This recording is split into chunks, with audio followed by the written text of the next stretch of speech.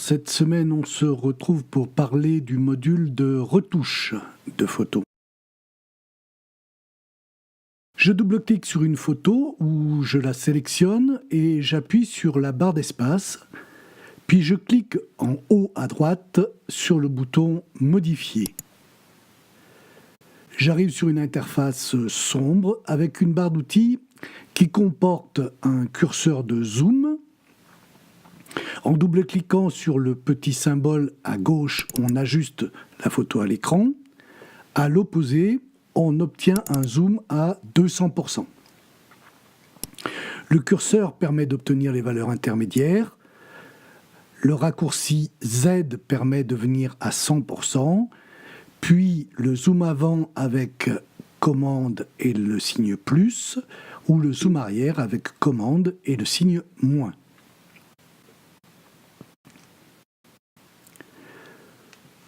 Au milieu se trouvent 3 boutons permettant de faire les réglages avec le bouton Ajuster, raccourci A ou commande plus 1, d'appliquer des filtres prédéfinis avec le bouton Filtre, raccourci F ou commande plus le chiffre 2, de recadrer à l'aide du 3e bouton Recadrer, raccourci C ou commande plus le chiffre 3.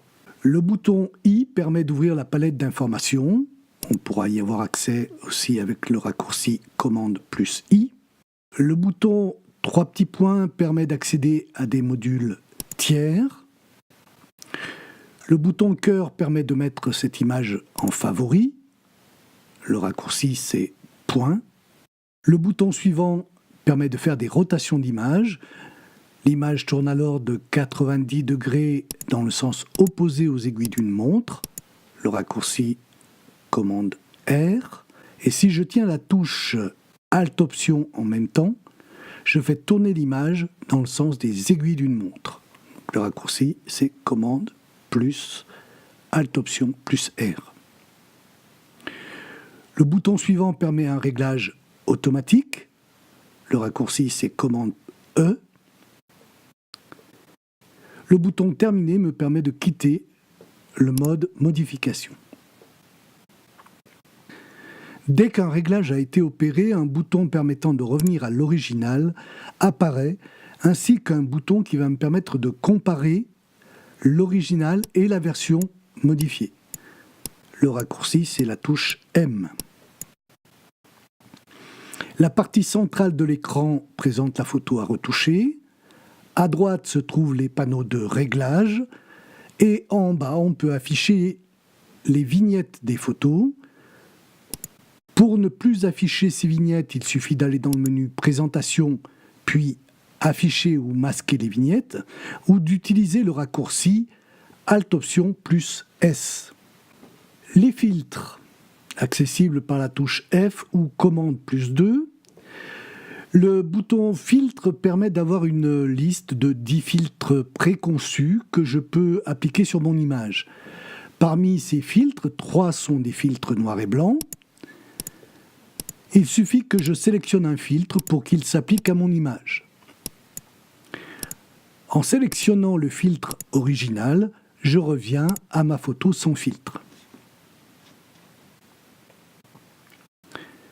Le recadrage, accessible avec la touche C ou commande plus 3.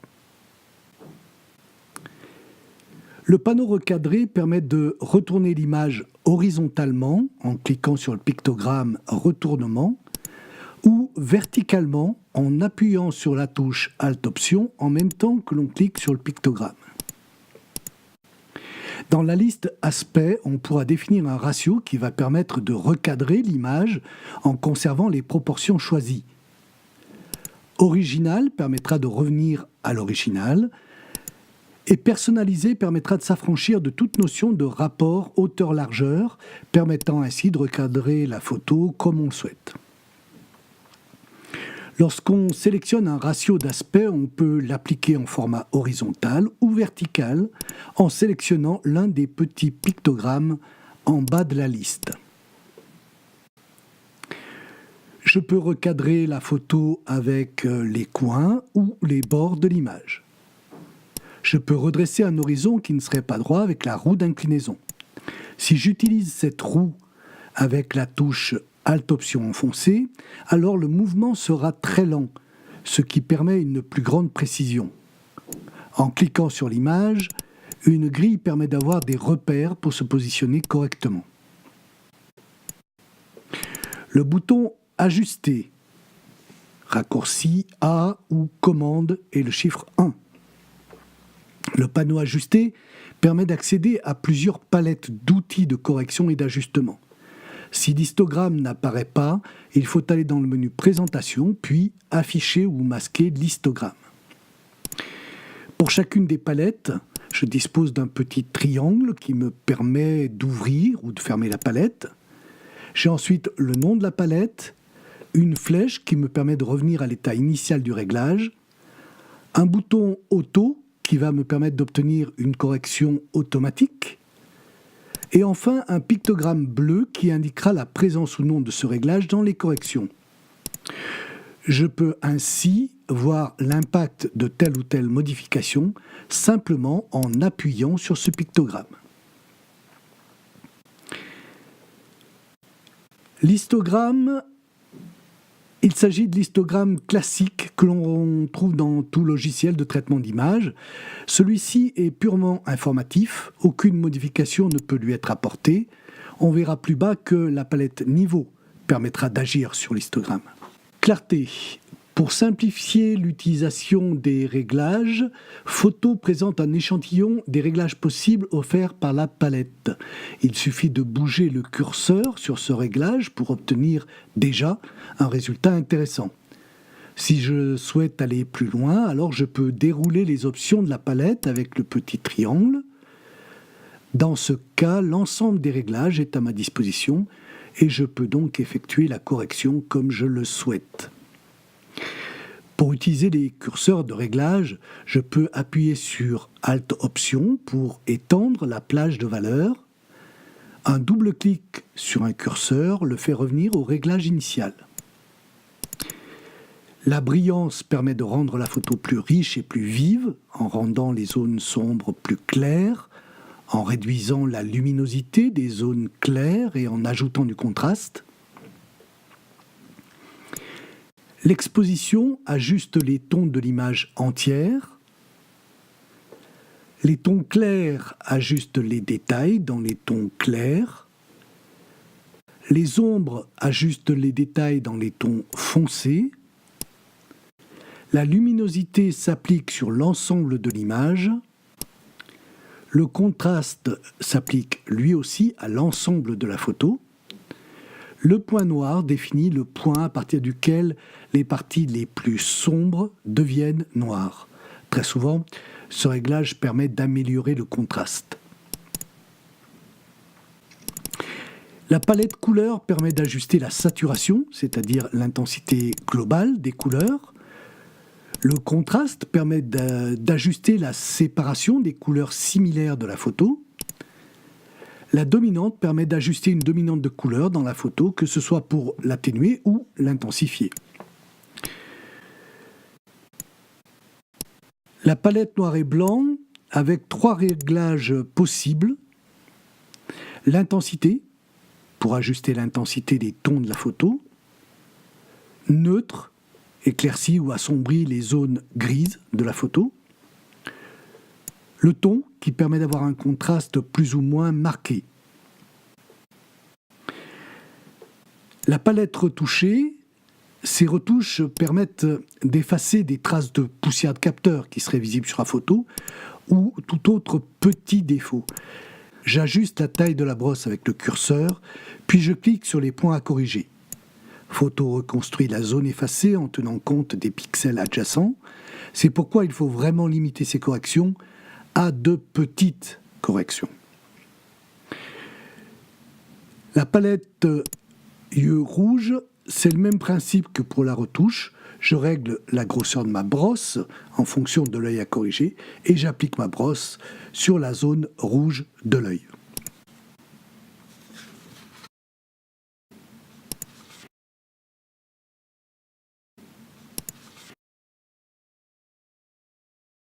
La balance des blancs.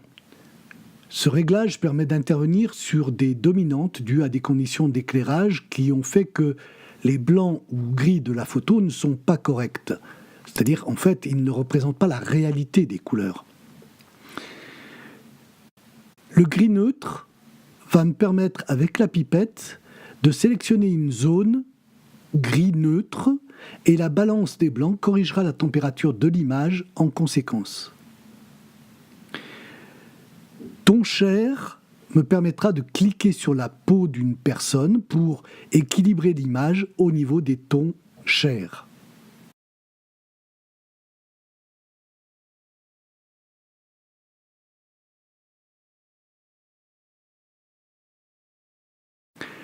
Température teinte permet d'équilibrer manuellement la température, plus ou moins bleu ou plus ou moins jaune, et la teinte plus ou moins vert à plus ou moins magenta.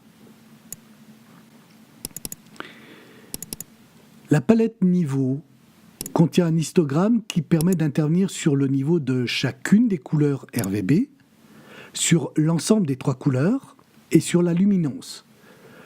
De gauche à droite de l'histogramme, on trouve le curseur du point noir, point à partir duquel les tons les plus foncés deviennent totalement noirs, les tons foncés, les tons moyens, les tons clairs et le point blanc, c'est-à-dire le point à partir duquel les zones claires deviennent totalement blanches. En bougeant les curseurs avec la touche Alt Option foncé, je peux déplacer à la fois la poignée du haut et celle du bas. La palette courbe. Ces courbes vont essentiellement m'aider à régler la luminosité et le contraste d'une photo. C'est un histogramme avec une ligne diagonale qui part du bas gauche jusqu'au haut droit. Je clique sur la courbe pour créer un point. En glissant ce point vers le haut, j'augmente sa luminosité. Si je le glisse vers le bas, je la diminue. Si je fais glisser un point vers la gauche, j'augmente son contraste et je le diminue en partant vers la droite. Les pipettes me permettent d'ajuster le point noir, le point gris et le point blanc spécifiquement à cette photo. La palette définition. Ce réglage me permettra d'accentuer ou de diminuer le contraste local. Les couleurs sélectives. Une sélection de 6 couleurs de base est affichée et après sélection, permet d'en modifier la teinte, la saturation, c'est-à-dire l'intensité globale de la couleur. En diminuant la saturation, on arrive sur des gris. En augmentant la saturation, on arrive sur des couleurs criardes. La luminance, c'est-à-dire l'apparence de la luminosité ou la quantité de lumière réfléchie par une surface de la couleur sélectionnée. La plage permet de définir quelles couleurs similaires seront affectées par le réglage. Plus la plage est étendue et plus de couleurs semblables seront affectées. La palette réduction du bruit. Dans certains cas de prise de vue en basse luminosité, il peut apparaître du bruit sur la photo. Nous en avons déjà parlé dans l'article consacré aux ISO sur le site danielonway.fr. Ce curseur permet de réduire ce bruit. Si l'image est au format RAW, les curseurs bruit de luminance, bruit de chrominance et détail apparaîtront. La palette netteté. La netteté affine les contours en augmentant la définition.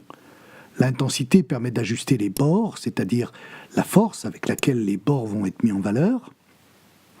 Contour détermine le seuil à partir duquel un groupe de pixels constitue un bord. Et l'atténuation accentue ou diminue l'effet de netteté. La palette vignette. Le vignettage voulu consiste à éclaircir ou assombrir les bords de l'image pour faire ressortir le centre de la photo en fonction du paramètre force.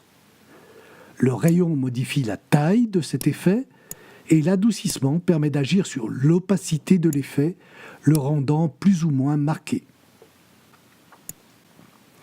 Pour terminer, nous allons voir une fonction très intéressante dès lors que l'on a besoin d'outils dédiés à certains types de retouches.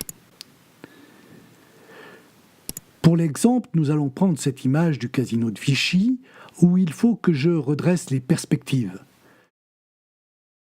pour ça, je vais donc faire un clic droit sur la photo, faire modifier avec, et ça c'est la grosse nouveauté, et je vais pouvoir utiliser des outils, alors là en l'occurrence Photoshop, mais vous allez voir d'autres outils également, et puis ici en l'occurrence, eh bien je vais pouvoir utiliser DxO Viewpoint 3, donc ma photo va sourire, donc je vais prendre cet outil là, je vais placer mes points ici, voilà, je veux qu'il redresse donc ça, et je veux également qu'il redresse cette partie là. Et donc une fois que j'ai dit ces deux lignes là, je veux qu'elles soient donc droites, parallèles. Voilà, donc DxO a retravaillé l'image, et puis donc si j'applique, eh bien vous voyez que mon image a été corrigée, et ça directement avec l'outil DxO Viewpoint 3 au travers de l'application photo. De même, sur cette photo de Londres, je vais faire appel à Silver Efex Pro pour lui appliquer un traitement noir et blanc. Vous pourrez utiliser d'autres logiciels comme Photoshop, DxO Film Pack, etc. Dans les prochains tutos, nous verrons ensemble le classement des images avec les outils de photo. Voilà, c'est tout pour aujourd'hui. J'aurai plaisir à vous retrouver dans les prochains épisodes. Abonnez-vous à la chaîne YouTube et mettez un pouce vers le haut si vous avez aimé cette vidéo. Merci de me suivre. À la semaine prochaine et en attendant, faites des photos.